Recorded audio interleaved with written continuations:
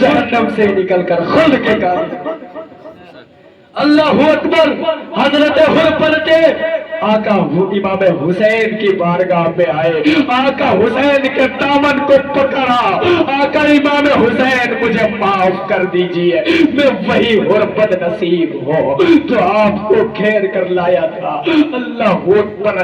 کیا یہ میری خطا معاف ہو سکتی ہے؟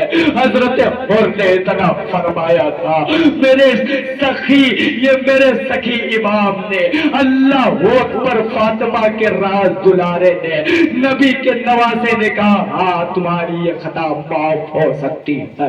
اللہ اکبر. حضرت حر نے اتنا کہا تھا. اللہ اکبر. تو مچل گئے.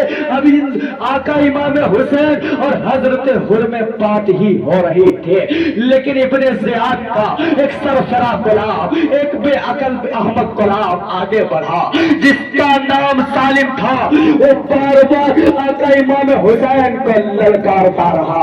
حضرت حر نے آقا امام حسین کے قدموں کو پکڑا, کہا آقا حسین میدان میں جانے کی اجازت فرمائیے, مجھے میدان جنگ میں جانے دیجیے. اللہ اکبر. آقا امام حسین نے حضرت حر کے ہاتھ کو پکڑا. اے حر رک جاؤ, میں نہیں یہ چاہتا ہوں کہ میرے سبب سے آپ قتل کر دیے جاؤ. آقا حسین نے منع کر دیا. حضرت حر نے کہا آقا میں نے آپ کے پیچھے ایک وقت کی نماز پڑھی ہے, اس کا تو حق ادا کرنے دو. اللہ اکبر.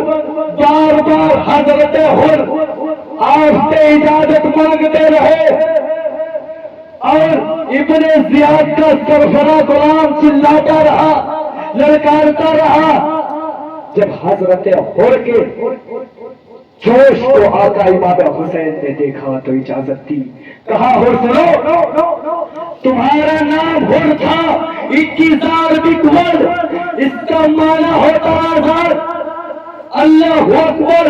حر تمہاری ماں نے تمہارا نام آزاد رکھا تھا, حر رکھا تھا, یعنی آزاد. تو سنو تم پہلے دنیا کے کم سے آزاد تھے, لیکن آج فاطمہ کے لختے جگر نے, نبی کے نواسے نے, جگر دوسے فضول نے تمہیں جہنم سے بھی آزاد کر دیا. اب جنت کا مدعا پا کر حضرت حر آگے بڑھے اور سالم پر ٹوٹ پڑے. ایک ہی بار میں بیٹا واصل نار کر دیا. جب حضرت حر نے ظالم ابن زیاد کے غلام سالم واصل نار کیا تو یزید کے نمک خاروں کے اندر خربلی مچی. وہ بزدل تھے, اب کوئی آگے بڑھنے کے اندر کسی کے اندر یہ طاقت نہ تھی, پاور نہ تھی کہ وہ آگے بڑھتا. بار بار حضرت حر للکارتے رہے, لیکن جب کوئی نہ آیا تو حضرت حر خود یزیدیوں کے لشکر میں گھس گئے ہیں. اگر یزیدیوں کے لشکر کے میمنہ پر ٹوٹتے تو اسے ہلاک کر دیتے, اگر میسرہ پر ٹوٹتے تو اسے خاکستر کر دیتے. ہر طرف خون کی ندیاں بہنے لگی. اللہ اکبر. حضرت حر نے اس کا دربار کیا تھا. آخرکار ظالموں نے کہا یہ حسین کا غلام ہے, حسین کا, اسے ایسے روکا نہیں جا سکتا, اسے چہار جانب سے گھیر لو اور ہر طرف سے تیر کی بارش کرو. اللہ اکبر. وہ حر اب چہار جانب سے تیر کی بارشیں ہونے لگی, ہر طرف سے نیزے ٹکرانے لگے. زخم پر زخم کھاتا رہا, لڑتا رہا, زخم پر زخم کھاتا رہا. اللہ اکبر. ہر طرف سے آپ زخمی ہو گئے ہیں پیارے. سنو سنو, اتنے زخم لگ گئے کہ آپ بے ہوش ہو گئے. ظالموں نے موقع پا کر آپ کو شہید کر دیا ہے. اللہ اکبر. کسی نے کہا حسین اپنے نئے غلام کے لاش کو لے جاؤ. اگر آپ اشارہ کریں گے ورنہ تو مجھے بہت شہادتیں بیان کرنی ہے, کہ 40 منٹ بھی میں نے. بہرحال حضرت حر نے اس طرح جام شہادت پیش کی. پھر اس کے بعد حضرت وحید بن عبداللہ کلبی نے جام شہادت پیش کیا. مجھے آج 2-3 شہادتیں بیان کر دینی, پھر اس کے بعد سب جو شہادتیں باقی کل سمیٹ دوں گا انشاءاللہ. بہرحال حضرت حر کی شہادت ہوئی. اب ایک نوجوان اور کھڑا ہوا جن کی شادی نئی نئی ہوئی تھی.